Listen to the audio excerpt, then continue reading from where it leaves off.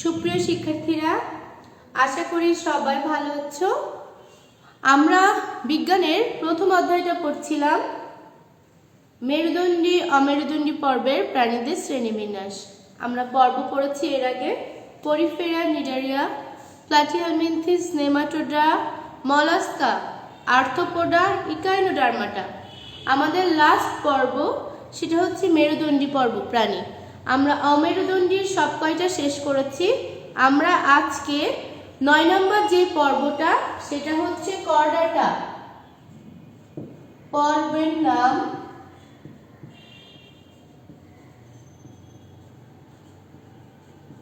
Chordata. Chordata মানে হচ্ছে মেরুদণ্ডী প্রাণী। যাদের মেরুদণ্ড আছে তাদেরকেই কর্ডাটা পর্বের প্রাণী বলে।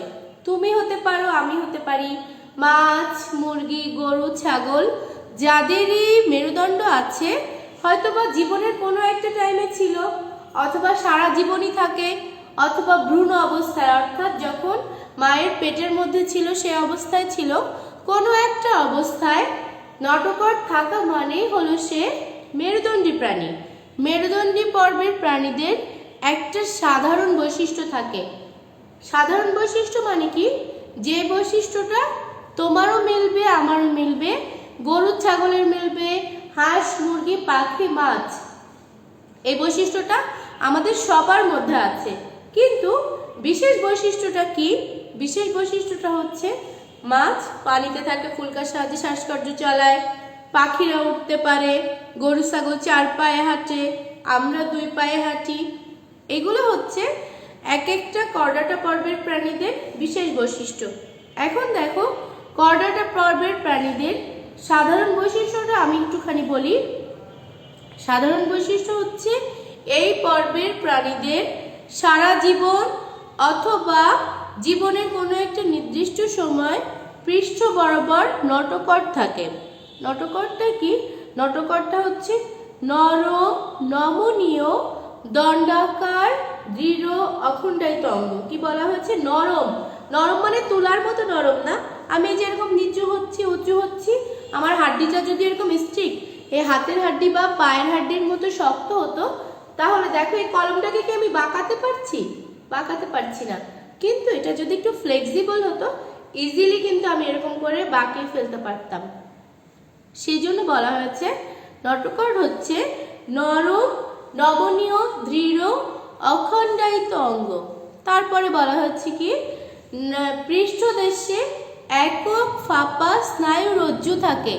তুমি দেখবে আমাদের এই যে মাছ, পিঠ মাছ বরাবর যে হাড্ডিটা থাকে, ওইটা হচ্ছে একক, ওর মধ্যে একটা পুরো সলিড ফাঁপা স্নায়ু রজ্জু থাকে। তারপরে বলা হয়েছে যে সারা জীবনে অথবা জীবনচক্রের কোনো একটা পর্যায়ে পার্শ্বীয় গলবিলীয় ফুলকা ছিদ্র থাকে।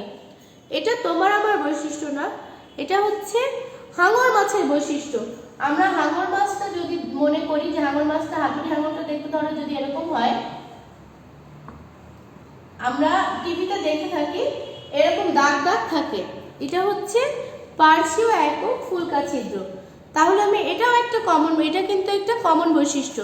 মানে হয় তোমারও থাকতে পারে, অথবা গরু ছাগলেরও থাকতে পারে, অথবা মাছেরও থাকতে পারে। সাধারণ বৈশিষ্ট্য, পর্বের বৈশিষ্ট্য যে সবই তোমার আমার বৈশিষ্ট্য তা কিন্তু না। ওই পর্বের অন্তর্গত যতগুলো প্রাণী আছে এটা সবার বৈশিষ্ট্য।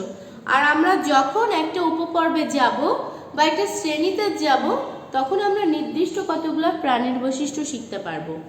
তাহলে কি বলা হচ্ছে? 1 নম্বর বৈশিষ্ট্য যে এদের পৃষ্ঠীয় দেশে জীবনচক্রের প্রাথমিক অবস্থায় অথবা সারা জীবনে পৃষ্ঠীয় দেশ বরাবর নটকট থাকে।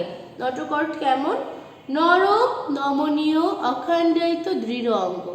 তারপরে বলা হচ্ছে পৃষ্ঠদেশে একক ফাঁপা স্নায়ু রজ্জু থাকে। আর বলা হচ্ছে যে সারা জীবনে অথবা জীবনচক্রের কোনো একটা দশায় এর কি থাকে? এক পার্শ্বীয় গলবিলীয় ফুলকা ছিদ্র থাকে। এই হচ্ছে 3টা বৈশিষ্ট্য। এবার দেখো, এই যে একটা পর্ব পড়ছি, এর আবার 3টা উপপর্ব আছে। একটা হচ্ছে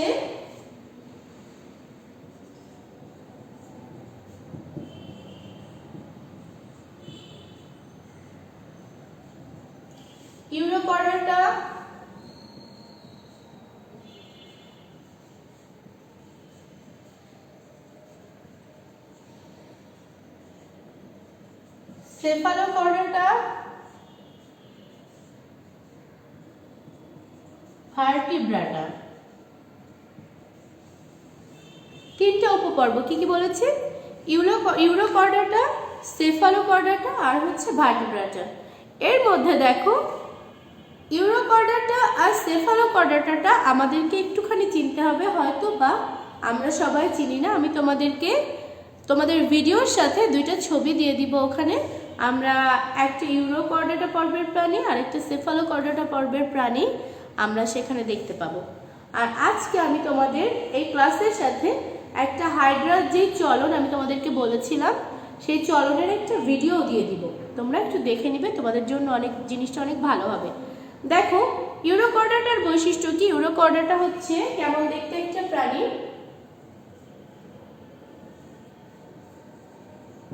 এটা কিন্তু একটা প্রাণী,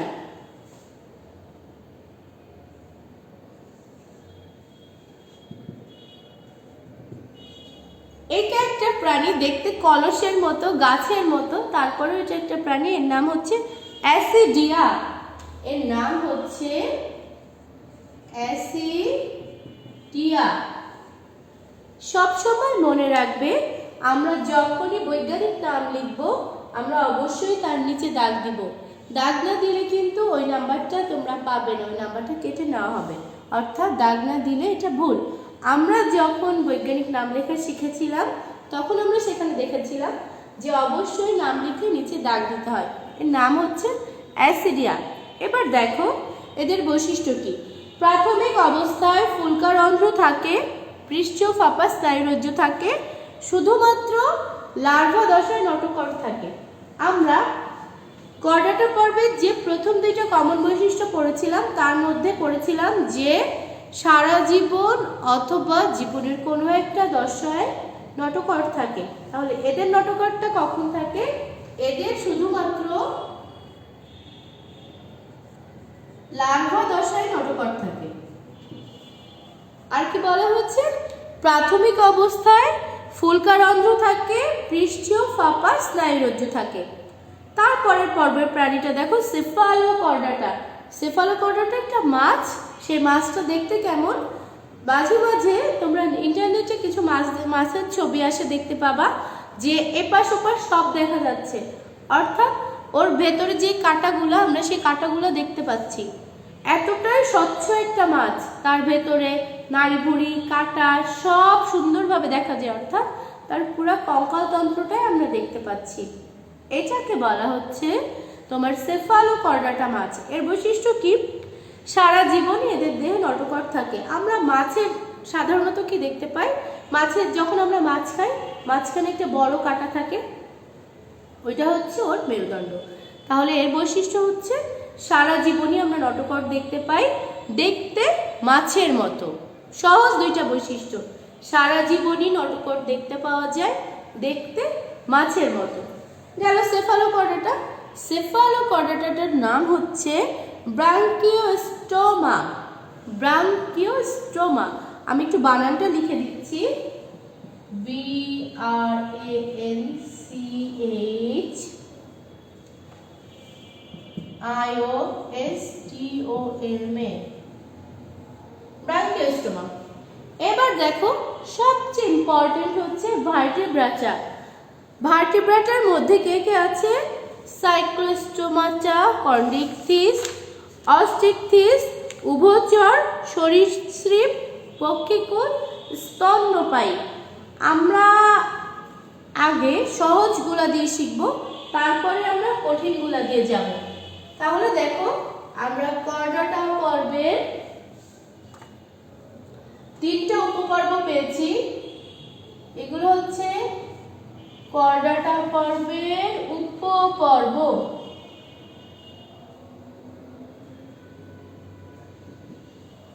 এইবার এই উপপর্বটা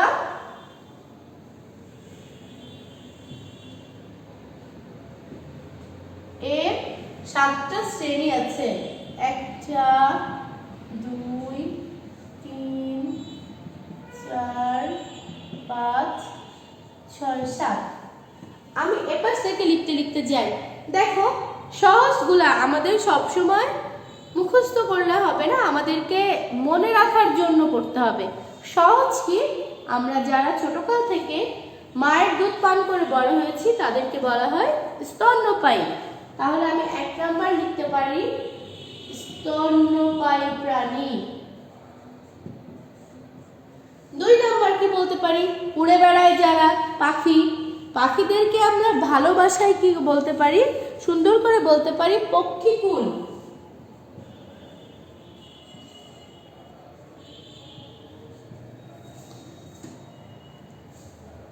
তারপরে দেখো উভচর, যারা বুকে ভর দিয়ে হাঁটে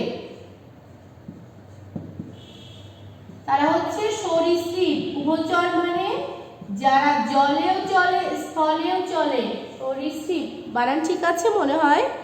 আচ্ছা, সরীসৃপ। তারপরে দেখো অস্ট্রিকথিস,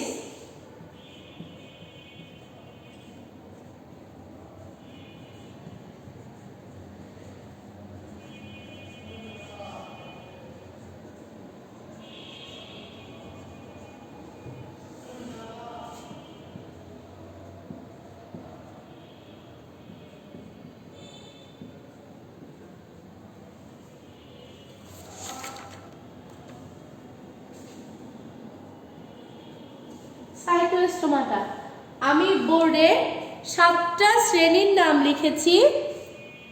বোর্ডটা দেখা যাচ্ছে? হ্যাঁ, বোর্ডটা দেখা যাচ্ছে। আমি বোর্ডে 7টা শ্রেণীর নাম লিখেছি। এগুলো হচ্ছে করডাটা পর্বের শ্রেণী। করডাটা পর্বের 3টা উপপর্ব কি কি বলা হচ্ছে? Urochordata, Cephalochordata, Vertebrata.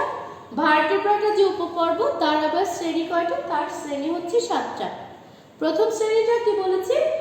আমরা ওই পাশ থেকে পড়ে আসলে হয়ে যেত আমাদের, কোনো ব্যাপার না। কিন্তু আমরা সবসময় সহজ যে বৈশিষ্ট্যগুলো আমরা বেশি জানি আমরা সেই বৈশিষ্ট্যগুলো অবশ্যই আগে পড়ব, যে বৈশিষ্ট্যগুলো আমরা কম জানি আমরা সেই বৈশিষ্ট্যগুলো পরে পড়ব। সহজ বৈশিষ্ট্য কি কি বলেছি? স্তন্যপায়ী আমরা চিনি, যারা ছোটবেলা থেকে মায়ের দুধ খেয়ে বড় হয়েছে তাদেরকে আমরা স্তন্যপায়ী বলি। পক্ষীকুল, যারা উড়ে বেড়ায়। উভচর, যারা জলেও বাস করে স্থলেও বাস করে, যেমন কে? কচ্ছপ। কচ্ছপ জলেও বাস করে। ব্যাঙ, ব্যাঙ কি করে?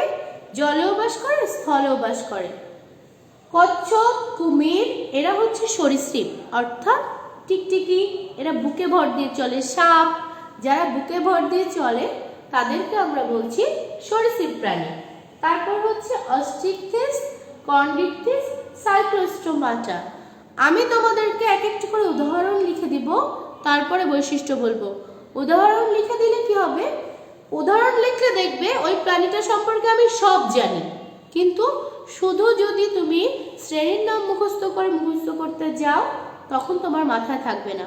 কিন্তু তুমি যদি শুধুমাত্র উদাহরণটা মনে রাখো তাহলে কিন্তু তুমি অনেক সহজেই অল্প একটু পড়েই কিন্তু সব জিনিসটা মনে রাখতে পারবা। দেখো, সাইক্লোস্টোমাটা হচ্ছে পেট্রোমাইজন।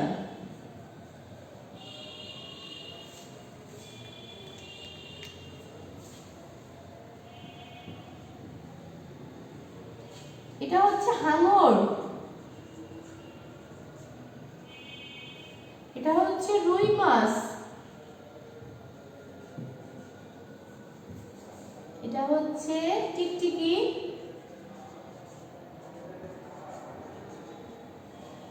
হচ্ছে ব্যাঙ।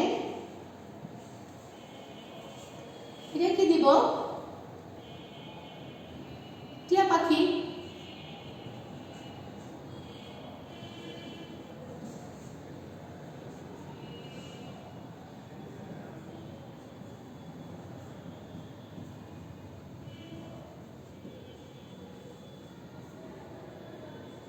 মুরগি, যাই দেওয়া হোক। এবার দেখো, তুমি যদি তোমার খাতায় এই চার্টটা এভাবে উঠিয়ে নিয়ে পড়ো তোমার জন্য ওই জিনিসটা মনে রাখাটা অনেক ইজি হবে। কিন্তু তুমি যদি চার্টটা মানে এভাবে না পড়ে তুমি যদি লিখে লিখে পড়ো, বই যেভাবে আছে ওভাবে মনে রাখতে গেলে তোমার জন্য বিষয়টা অনেক কঠিন হয়ে যাবে। দেখি লাইটটা কি পড়ছে কম। আচ্ছা দেখো, আমি বোর্ডে যেটুকু লিখেছি, এবার এখান থেকে আমি এ পাশ থেকে বৈশিষ্ট্যগুলো বলতে বলতে যাব। ফার্স্টটা ছিল কি পেট্রোমাইজন, উদাহরণ বলেছি। শ্রেণীর নাম ছিল সাইক্লোস্টোমা। সাইক্লোস্টোমা মানে হচ্ছে আমরা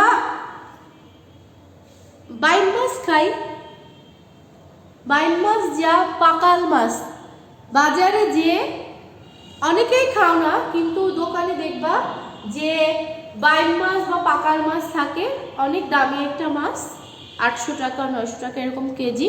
মাছটা খেতে খুবই সুস্বাদু।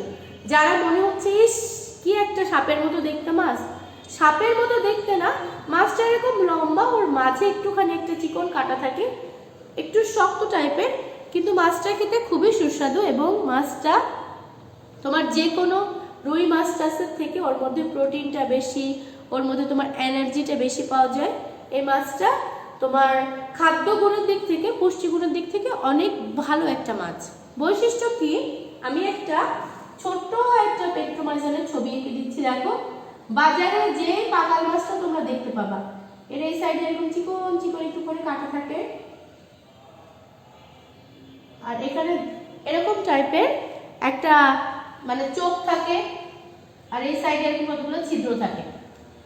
এটা হচ্ছে বাইম মাছ বা পাকাল মাছ। বৈশিষ্ট্য কি হতে পারে, দেহ লম্বাটে, মুখ ছিদ্র গোলাকার, চোয়ালবিহীন। চোয়ালবিহীন বলতে বোঝানো হয়েছে মাছের দেখবে এরকম একটা চোয়াল, আঁশ কানকো থাকে, এরকম কানকো দিয়ে ঢাকা থাকে। আমরা কানকোটা ভেঙে, যখন আমরা মাছটা কাটি, কানকোটা ভেঙে ফেলে দিই, এর হচ্ছে চোয়ালবিহীন। অর্থাৎ মুখ আর দেহ একই রকম, আলাদা করে দেখো আমার কি সুন্দর, দেখেছো গোলগাল দুইটা চোয়াল আসছে। মাছে কিন্তু আমার মতো এরকম সুন্দর দুইটা চোয়াল নাই, তোমার মতো চোয়াল নাই। তাহলে আমরা বলতে পারি মুখ ছিদ্র গোলাকার, দেহ লম্বাটে, আর কি চোয়ালবিহীন। এদের দেহে আঁশ বা যুগ্ম পাখনা অনুপস্থিত। যুগ্ম পাখনা মানে কি, মাছের দেহ যে এরকম এরকম এরকম এরকম পাখনা থাকে না, এদের দেহে সেটা অনুপস্থিত।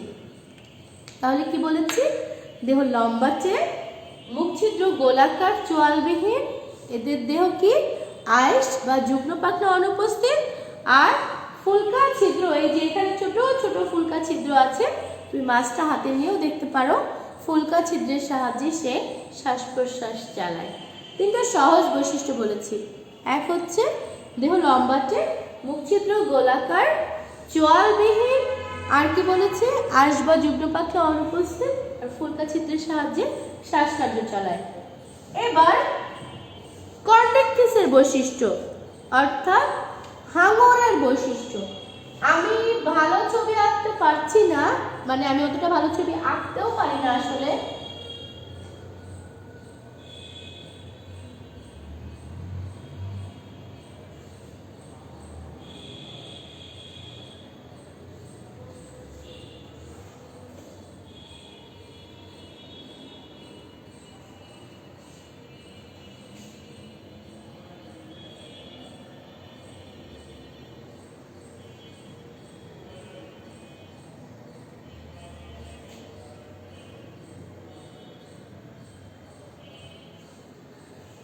যেমন সামনে একটা ছোটখাটো একটা হাঙর আছে, কিউট একটা হাঙর, সামনে এইরকম দেখবে ডিসকভারিতে ছবি থাকে হাতুড়ির মতো একটা অংশ, সেজন্য বলা হচ্ছে হাতুড়ি হাঙর। বৈশিষ্ট্য কি, আমরা এখান থেকে দেখে খুব সহজেই বৈশিষ্ট্যগুলো বলতে পারি। আমরা মাছে অনেক বড় বড় আঁশ দেখি, এদের গায়ে সাধারণত অনেক ছোট ছোট ছোট ছোট আঁশ থাকে। নর্মাল মাছের মতো এরকম বড় বড় আঁশ থাকে না। সেই জন্য হাঙর কি তোমার পুকুরে থাকে, আমার পুকুরে থাকে, নদীতে থাকে, থাকে না। প্রথম বৈশিষ্ট্য, এই পর্বের অর্থাৎ কর্নিকথিস পর্বের সকল প্রাণী সামুদ্রিক। 2 নম্বর বৈশিষ্ট্য, কঙ্কাল তরুণাস্থিময়। অস্থি আর তরুণাস্থিটা কি, অস্থি মানে হচ্ছে শক্ত হাড্ডি, আর তরুণাস্থি মানে একটু নরম হাড্ডি। আমরা মাঝে মাঝে যখন মুরগি, গরু, খাসি এগুলা খাই, তখন দেখবে সেখানে আমরা কচকচে টাইপের একটু নরম হাড্ডি খায়, সেগুলোকে বলা হচ্ছে তরুণাস্থি। সেই জন্য বলা হচ্ছে কি কঙ্কাল, মানে কি হাড্ডি গুড্ডিগুলা তরুণাস্থিময় নরম। তারপরে বলা হচ্ছে দেহ প্লাকয়েড আঁশ দ্বারা আবৃত। সাইক্লয়েড আঁশ আর প্লাকয়েড আঁশ কি? রুই মাছের আঁশগুলা কেমন থাকে? এরকম বড় বড়। রুই ইলিশ মাছের আঁশ এরকম বড় বড় হয়, এর হচ্ছে ছোট ছোট ক্ষুদ্র ক্ষুদ্র আঁশ, সেই জন্য এই আঁশগুলার নাম হচ্ছে প্লাকয়েড আঁশ। তারপরে বলা হচ্ছে যে দুই পাশে 5 থেকে 7 জোড়া ফুলকা ছিদ্র থাকে, কোনো কানকো থাকে না। নর্মাল একটা মাছের যেরকম কানকো থাকে, এদের সেরকম কোনো কানকো থাকে না। আমি একটা রুই মাছ আর একটা হাঙর মাছ পাশাপাশি এঁকে যদি বৈশিষ্ট্যটা পড়াই, সেই জিনিসটা দেখতে তোমাদের জন্য অনেক বেশি ইজি হবে। আজকে দেখো কর্নিকটিসের তাহলে বৈশিষ্ট্য আমরা নর্মাল একটুখানি শিখে নেই, শিখে আমরা দুইটা বৈশিষ্ট্য পাশাপাশি লিখলে একবারে অস্ট্রিকটিস আর কর্নিকটিসটা পড়া হয়ে যাবে। কি কি বলেছি? এই পর্বের প্রাণীরা সমুদ্রে বাস করে, কঙ্কাল তরুণাস্থিময়, প্লাকয়েড আঁশ দ্বারা আবৃত। তারপরে বলা হয়েছে মাথার দুই পাশে 5 থেকে 7 জোড়া ফুলকা ছিদ্র থাকে, কোনো কানকো থাকে না। উদাহরণ কি বলেছি? হাঙর। এর পরবর্তী ক্লাস আল্লাহ যদি রহমত করে আমরা স্কুলে ক্লাস করতে পারবো, তখন আমরা বোর্ডে সুন্দর করে দেখতে পারবো, সুন্দর করে ক্লাস করতে পারবো। আর যদি স্কুলে না আসা হয় তাহলে অবশ্যই আমরা পরবর্তী ক্লাসটা অনলাইনে করব। আজকে যতটুকু পড়িয়েছি বাসায় একটুখানি পড়ো, যেহেতু এখনো বই পাওনি। আর আশা করি খুব শীঘ্রই তোমাদের সাথে দেখা হবে। সবাই ভালো থেকো।